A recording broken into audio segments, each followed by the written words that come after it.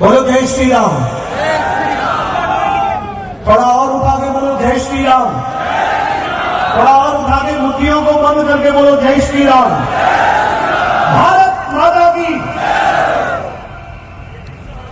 आदरणीय कैलाश चौधरी जी की आज की नामांकन रैली में मंच पर विराजमान सभी राजनीतिक क्षेत्र के सभी प्रबुद्धजन, राजस्थान सरकार और केंद्र सरकार के सभी मंत्रीगण में आप सभी के चरणों में एक साथ में प्रणाम निवेदन कर देता हूं। आप सभी को प्रणाम। सामने उपस्थित मेरे पिता तुल्य बुजुर्ग, युवा मित्रों, माताएं बहनें, आप सभी के चरणों में कोटि कोटि वंदन करते हुए और संक्षिप्त में अपनी बात करने के लिए आया हूं और मैं अपना मृत्यु धर्म निभाने के लिए आया हूं। मैं कैलाश चौधरी जी बचपन से साथ में बड़े हुए, मैं गायन के क्षेत्र में चला गया, कैलाश चौधरी जी राजनीति में चले गए। मैंने भी अपने जीवन में बहुत संघर्ष करके अपने जीवन को खड़ा किया और कैलाश चौधरी जी ने भी अपने जीवन को बहुत संघर्ष करके इस जीवन को खड़ा किया। एक बार फिर ये अवसर आया है कि मैं अपने मित्र धर्म की बात को आप लोगों तक पहुंचाने के लिए इस मंच पर खड़ा हूं। इन दिनों में बहुत सारी बातें जो है वो सोशल मीडिया के माध्यम से दुनिया तक पहुंच रही है।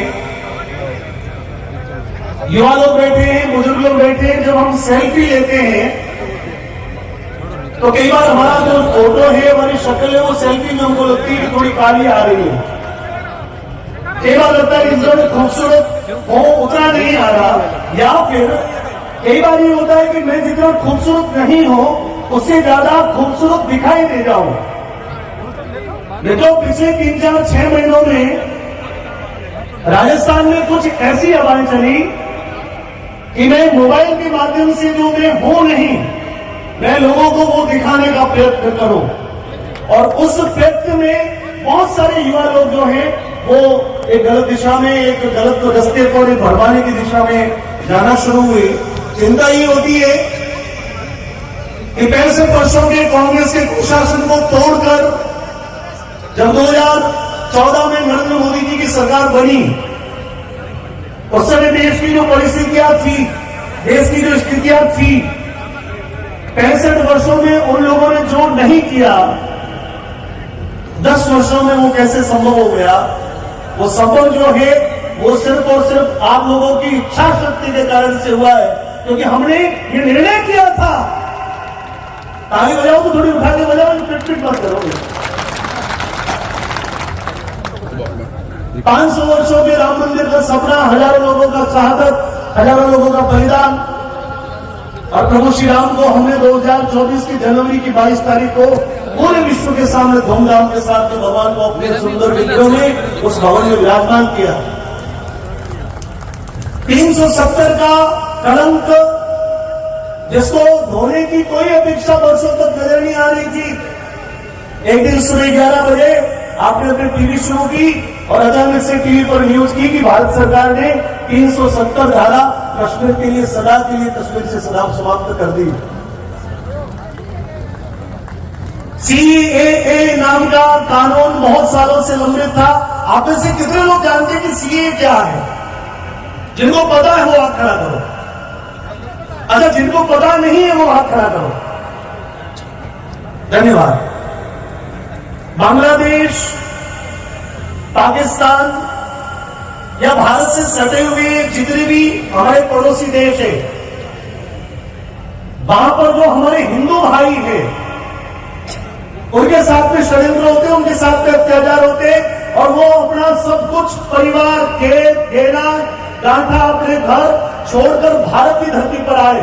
लेकिन बहुत सालों से उनके भारत में उनको नागरिकता नहीं मिली, उनको उनका वोटर कार्ड नहीं बना, उनका राशन कार्ड नहीं बना, और ये एक ऐसा मसला था जो पिछले बहुत सालों से लंबित थे, जिनको हम पाक विस्थापित कहते थे। लेकिन देश के प्रधानमंत्री ने हमारे उन हिंदू भाइयों की चिंता की कि मेरे देश में ये भारत की धरती है, इस भारत की धरती पर जो व्यक्ति आया इस धरती में उसको मां करके इस मां के रूप में उस व्यक्ति को अपनाया, तो जो प्रताड़ित होके पाकिस्तान में उन मुस्लिम उन विदर्भी लोगों के अत्याचार को अपनी बहन बेटियों की सुरक्षित रखने के लिए जो लोग भारत आए, परंतु भारत में भी उनके साथ में ऐसी स्थिति, तो देश के प्रधानमंत्री ने ये व्यवस्था लागू करके तुरंत उनको भारत की नागरिकता दी जाए। भारत के देश में हमारे यहाँ पर जितनी भी सुविधाएं वो मेरे वो हिंदू भाइयों को होनी चाहिए। देखो बहुत सारी चीजें इस देश में बदल रही है और बहुत सारी भरमाने की शक्तियां भी आपके पास में आएगी। बहुत सारे युवा लोग बढ़ जाएंगे, परंतु ये 10 वर्ष की तपस्या है, हमने तीसरे इस चरण में कदम रखना है, क्योंकि भारत पूरे विश्व की आर्थिक शक्ति में तीसरे नंबर की शक्ति बन चुका है और 5वें नंबर की शक्ति, और हम चाहते हैं कि भारत पूरे विश्व की तीसरे नंबर की आर्थिक व्यवस्था, और वो अगले टर्म में निश्चित हो चुकी है। लेकिन यदि हमने चूक कर दी तो हमारे पूर्वजों ने गलती की, उसका दंड 1 साल नहीं, 5 साल नहीं, 10 वर्ष नहीं, उसका दंड हमने 7 वर्षों तक, यानी एक पीढ़ी खत्म हो गई, एक पीढ़ी समाप्त हो गई, दूसरी पीढ़ी की आयु हो गई। तो मिटाने के लिए देश में एक ऐसी शक्ति की आवश्यकता थी जो मोदी के नाम से हमने स्थापित की, और आज यहां से आजाद होगा, यहां से शुरुआत होगी, और ये शुरुआत शुभ बेरा में हुई है। इसलिए ये बाड़मेर जैसलमेर अपने आप में सीमावर्ती भाग है, बहुत सारी जिम्मेदारी इस सीमावर्ती जिलों पर है, और इस जिले पर सीमा के जो प्रहरी है, हमारा सांसद जो है वो इतना बड़ा देशभक्त व्यक्ति चाहिए। हमारा सांसद, हमारा व्यक्ति दिल्ली में जाके इस बॉर्डर की समस्याओं को उठाने में सक्षम हो। मैंने कैलाश जी के जीवन को बहुत करीब से देखा। 6 महीने पहले मैं दिल्ली था, एक दिन रात्रि का वक्त था, लगभग 7 बजे का समय था, तो इन्होंने मुझे बुलाया कि 7 बजे में मिलूंगा, लेकिन उस दिन ही रात को 10:30 बजे वहां आए। मैंने कहा भाई साहब क्या, बोले कि केंद्र सरकार ने किसानों को मुआवजा देने का कुछ तय किया। क्या हुआ? बोले कि लगभग 65 से 70 करोड़ रुपए के बीच में राजस्थान के अपने क्षेत्र बाड़मेर जैसलमेर के लोगों को लगभग मुआवजा दिया जाएगा। मैंने कहा कैलाश जी इसमें तो 2-2.5 भी नहीं मिलेंगे। मैं ईश्वर की शपथ लेके कहता हूं, माता रानी भटियानी का बड़ा भक्त हो, बाबा रामदेव जी महाराज का बड़ा भक्त हो, मैं इन देवी देवताओं की सौगंध खा के कह रहा हूं कि रात को उस समय के इनके जो मंत्री, कैबिनेट मंत्री, दोनों साहब के साथ में बैठकर 546 करोड़ रुपए किसानों के खाते में इन्होंने सैंक्शन करवाए, और मित्रों उसके 30वें दिन आपके खाते में, किसी के खाते में 65,000, किसी के खाते में 55,000, ये किसान निधि जो है आप तक पहुंची है। तो ये तो संकल्प है।